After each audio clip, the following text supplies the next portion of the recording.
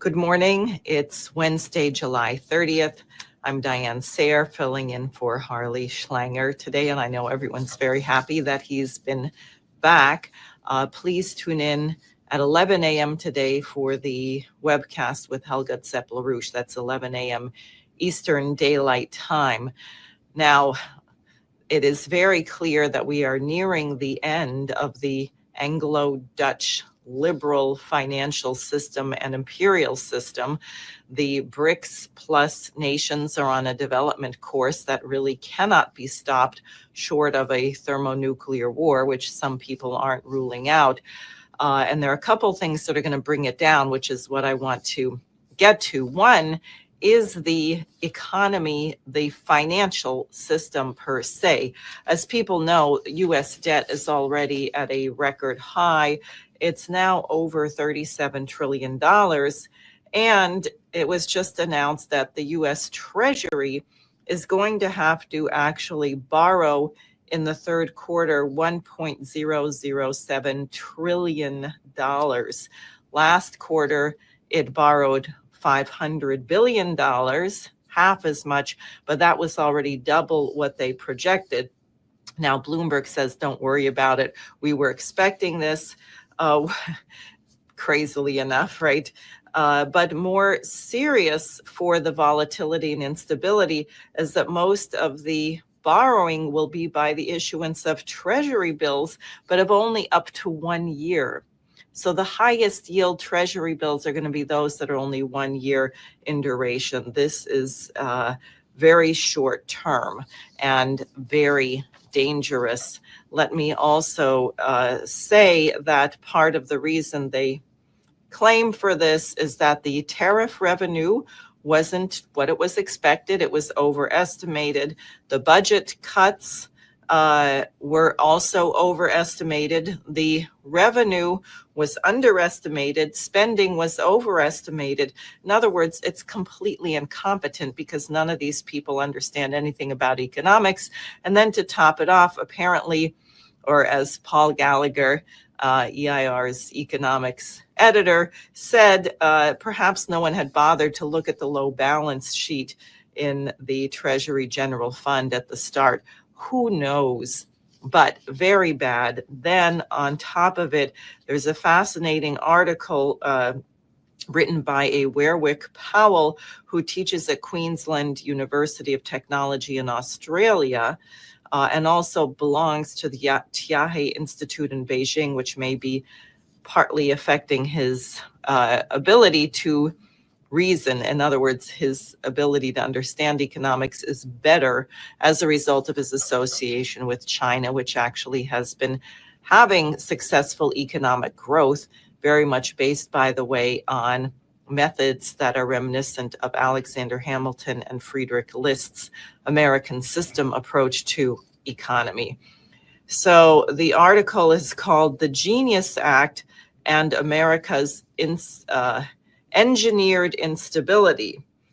And he says the reason why this is going to be unstable is that, one, the big time issuers of stable coins will become a new cauldron of massive high risk speculation. The tokens, backed to whatever degree by treasuries, will be used not only to buy more treasuries, but to issue synthetic products, i.e. derivatives, i.e. bets on bets on bets of things that like interest rate payments and things like that, which don't have any relationship whatsoever to the physical economy or production. He said the second problem with this is that China, leading other major nations in seeing this, will shift trade away from U.S. supply lines, already having shifted to other nations more than 80% of its exports, and will avoid treasury debt.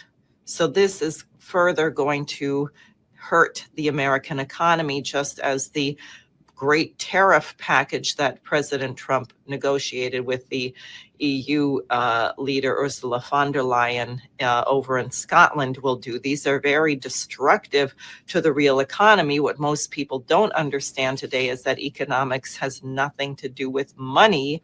It has to do with creating the physical conditions for a prosperous, happy, growing population with a higher standard of living from one generation to the next.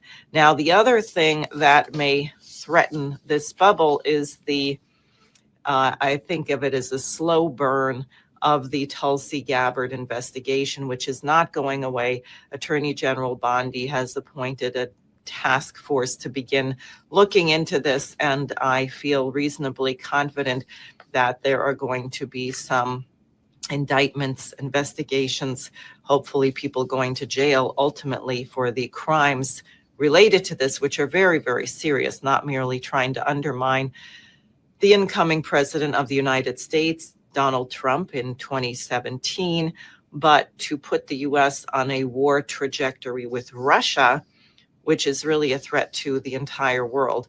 So Brennan has now commented on Gabbard's release, and he said, this was on MSNBC Sunday, quote, Russia was fully engaged in election interference, and our people and the intelligence community did a fabulous job.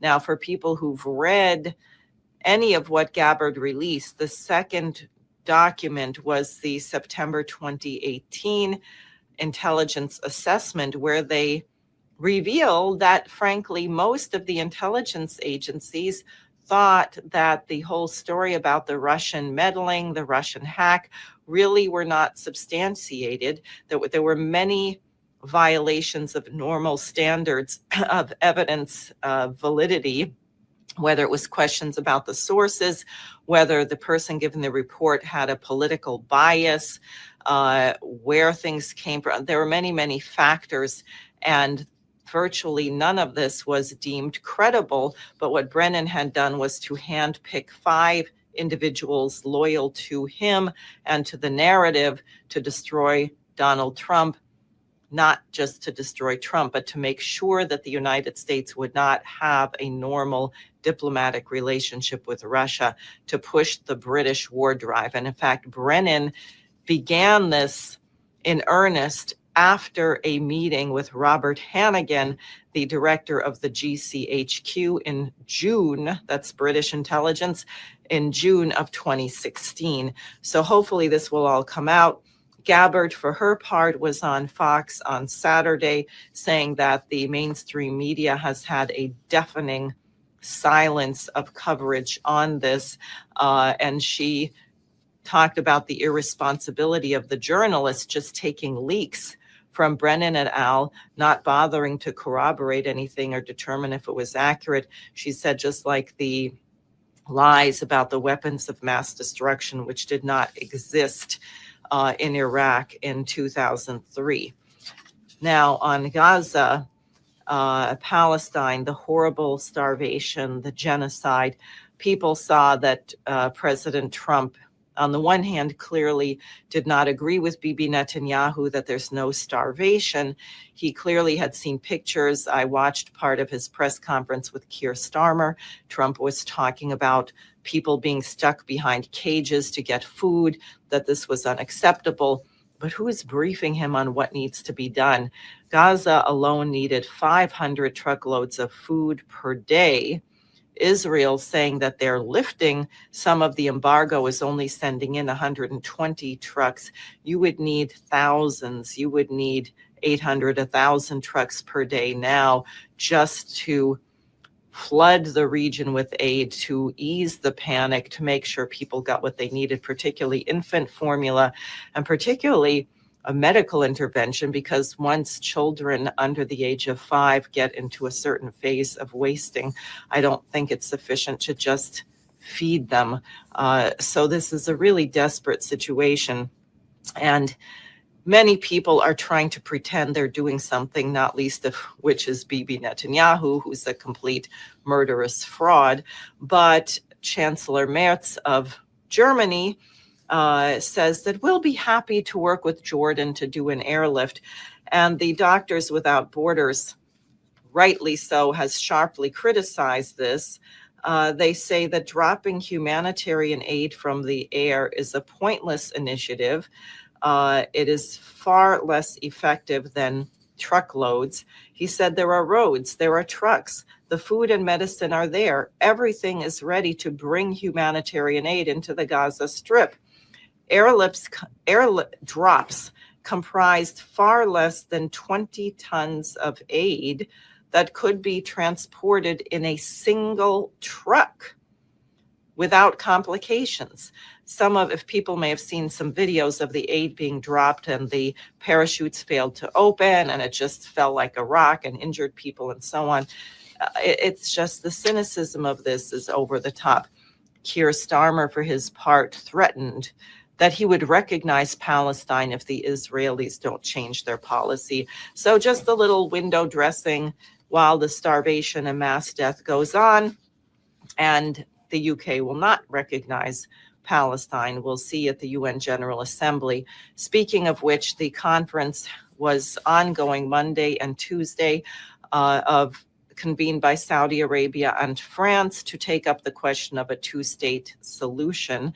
And there were many remarkable and passionate speeches, which were very truthful. Unfortunately, very few people addressed the urgent question of longer-term economic development. What makes the two states viable? There must be a shared mission around water, energy. Hopefully you saw my symposium with the Vincenzo Romanello, the Italian nuclear engineer, who put the meat on the bones, so to speak, the flesh on the bones of LaRouche's Oasis plan. And I think that's tremendously exciting. Otherwise, finally, Zelensky's future is uncertain at this moment. Is he going to flee to a mansion somewhere? Who knows? Will he still be there? It looks like moves are being made to oust him, as Seymour Hersh and Scott Ritter and others have been saying. President Donald Trump, on his part, has created this arbitrary 12-day time window for Putin to end the war. And Dmitry Medvedev, former president of Russia, deputy chair of the Russian National Security Council, said, look, Russia is not Israel or Iran. You cannot deliver us ultimata. We're going to do what we need to do until the objectives of the special military operation are met. He said this sounds like the sleepy Joe Biden approach. So the initiatives of the LaRouche organization and the Schiller Institute are urgently needed. I feel that we are coming to a tipping point. When I was by the UN in the last couple of days, there were hundreds of people in the streets protesting the starvation. It is on the conscience of everyone. What unfortunately people don't seem to be that aware of is how close we will be to nuclear war if we don't allow President Trump to talk to Russia in particular at this moment. And we also don't derail the drive by some of the neocon British agents to provoke a war with China. So it's a very dangerous situation from the standpoint of the West, but also you have 2/3 of the world's population moving toward a new paradigm. So our work is urgent. Do everything you can to get the embargo against food lifted, to stop the starvation. Call the White House, call your congressman, take the literature on LaRouche's Oasis plan, and tune in and listen to Helga Zepp-LaRouche later today in about 3 hours from now, 11 a.m.